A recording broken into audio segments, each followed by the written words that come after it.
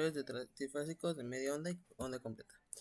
Un rectificador trifásico recibe tensión de un sistema trifásico en tres líneas de alimentación con diferentes fases y utiliza utiliza diodos o transistores para convertir esa señal alterna en una señal continua o semicontinua. Tipos de rectificadores son tres, en los que no se controlan usando solo diodos y la salida de una señal corriente con cierta riqueza. Una rectificador trifásico controlado usa transistores permitiendo regular el momento de conducción y por lo tanto el nivel de voltaje de salida. Rectificador mixto semicontrolado combina diodos y transistores para un control parcial.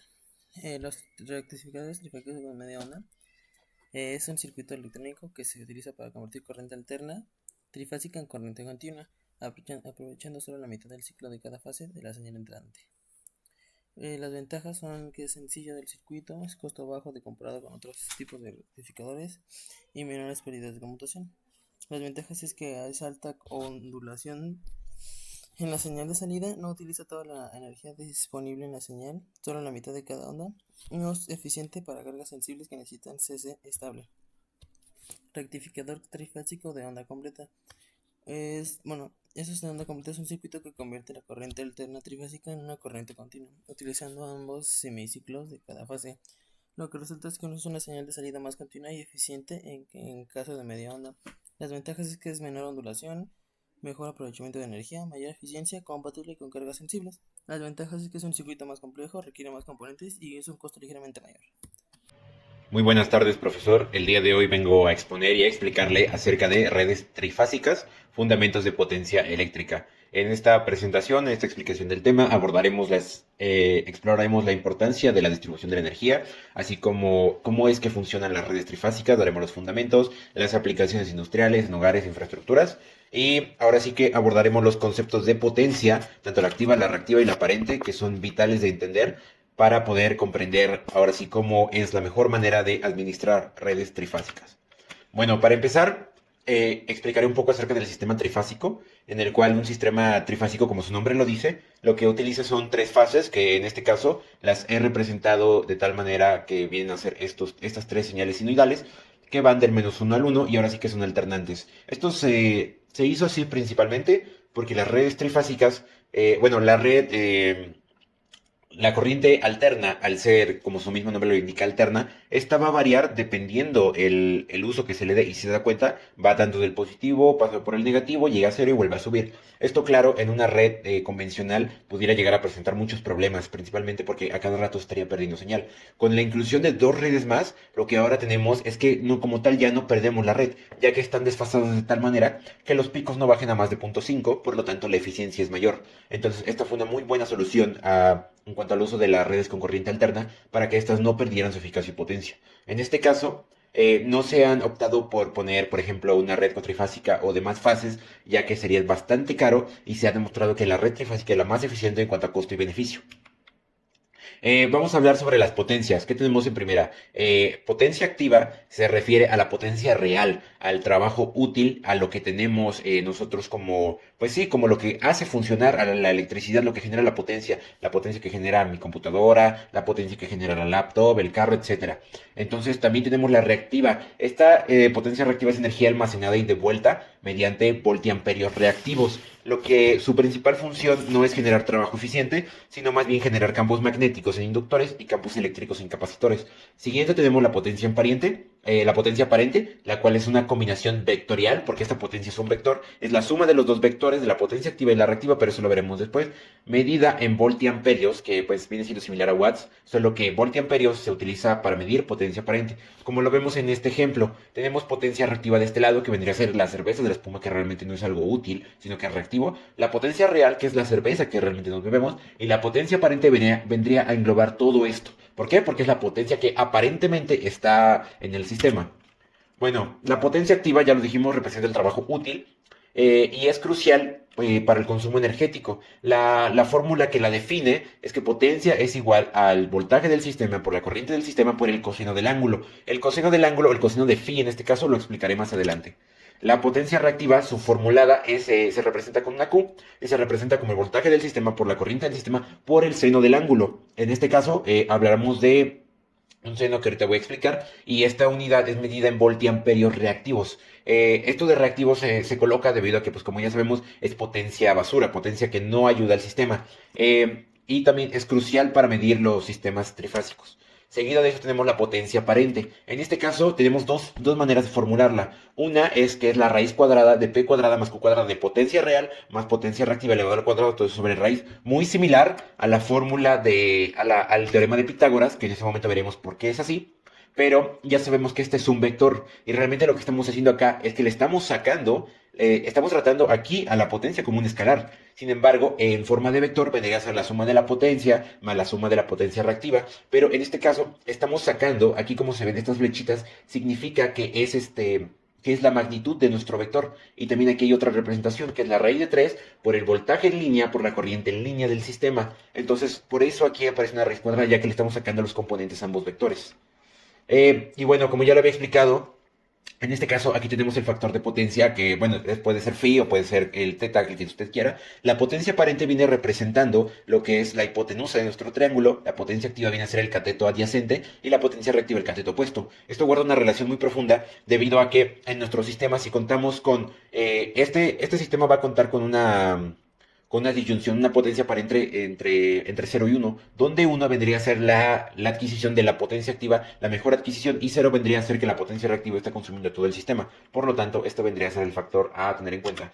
Y pues conclusiones, el comprender potencias eléctricas es fundamental y la verdad me hubiera gustado ser más rápido en esta explicación, pero es lo mejor que pude, así que muchas gracias. Bueno, yo les hablaré un poco sobre los transformadores trifásicos y motores eléctricos. Aquí, bueno, esta presentación explorará los fundamentos y aplicaciones de los transformadores trifásicos y motores eléctricos. Bueno, ya que estos son pilares fundamentales en la industria moderna. Primero que nada, hablaremos un poco sobre sus principios. Bueno, se está diseñado para transferir energía eléctrica entre circuitos mediante inducción electromagnética. Se construye con componentes esenciales, núcleos de hierro, bobinas y conexiones específicas. Las configuraciones más comunes incluyen delta-delta, estrella-estrella, delta-estrella y estrella-delta. Bueno, el funcionamiento de estos transformadores trifásicos operan bajo el principio de la inducción electromagnética. El flujo magnético variable en el núcleo induce una fuerza electromotriz, o FEM, en las bobinas. Este FEM genera el voltaje necesario para el funcionamiento del sistema trifásico. Bueno, ahora en cuanto a motores eléctricos trifásicos, existen varias tecnologías. Los más comunes son el motor de inducción. Este está disponible en versiones de jaula de ardilla y rotor bobinado. El otro sería el motor síncrono, que gira a la misma velocidad del campo magnético. También encontramos unos motores ya más modernos, los cuales serían, por ejemplo, el motor de reluctancia y el motor de imanes permanentes, con alta eficiencia y control avanzado. Bueno, ahora los principios del funcionamiento del motor de inducción. Bueno, este mismo es una de las máquinas más utilizadas en la industria. Funciona con un campo magnético rotatorio generado por las tres fases. El deslizamiento es la diferencia entre la velocidad del rotor y la del campo magnético. Los parámetros como el torque y la velocidad son claves para su rendimiento. Ahora el control y variación de velocidad de motores trifásicos. Bueno, hoy en día los variadores de frecuencia o VFD permiten controlar con precisión la velocidad de los motores. Los arrancadores suaves reducen el estrés mecánico durante el encendido y el control vectorial ofrece un manejo eficiente del torque y la potencia. Un ejemplo sería que usar un VFD en una bomba centrífuga puede ahorrar hasta un 30% de energía. Bueno, ya como conclusión, el futuro de estos sistemas está en la eficiencia energética, los nuevos materiales y su integración con tecnologías inteligentes. Los transformadores y motores seguirán siendo esenciales, pero cada vez más conectados y optimizados para el mundo digital. Y pues bueno, esto sería todo de mi parte. Buenas tardes, mi nombre es Martín Flores Soto y vamos a hablar de los motores trifásicos y pérdida de potencia en un motor eléctrico. Los tipos de motores trifásicos y sus características. Definición de motores trifásicos: uno más una eléctrica que convierte la energía eléctrica en un sistema de corriente alterna trifásica en energía mecánica. Las aplicaciones son ampliamente utilizadas en la industria debido a su alta eficiencia y confiabilidad y capacidad para manejar cargas y magnitudes. Sus clasificaciones principales son motores asíncronos de inducción de rotor, no indican la misma velocidad que el campo magnético a estudiar. Los motores asíncronos, su principal funcionamiento es alimentar un extractor con corriente alterna trifásica que se genera en un campo magnético giratorio que induce la corriente con un rotor produciendo un par de motor que hace girar. Los tipos de motores de rotor son la fórmula de ardilla, que consiste en barras de conductoras cortocircuidas por anillos de los extremos, que es un diseño más común debido a su simplicidad y tratabilidad. Que también existen los rotores bobinados con anillos rosantes, que poseen los devanados de conductores con anillos rosantes, permitiendo la inserción de las resistencias externas para controlar el arranque y velocidad. Las principales ventajas son el diseño robusto, bajo en costos mantenimientos, y las desventajas son las velocidades ligeramente variables. En este caso, los motores asíncronos, su principio de funcionamiento: al estator es alimentado en corriente de motor trifásica y genera un campo magnético giratorio en el rotor. Las características son la velocidad constante, mantiene una velocidad fija independientemente de la carga, ideal para aplicaciones que requieren precisión en la velocidad.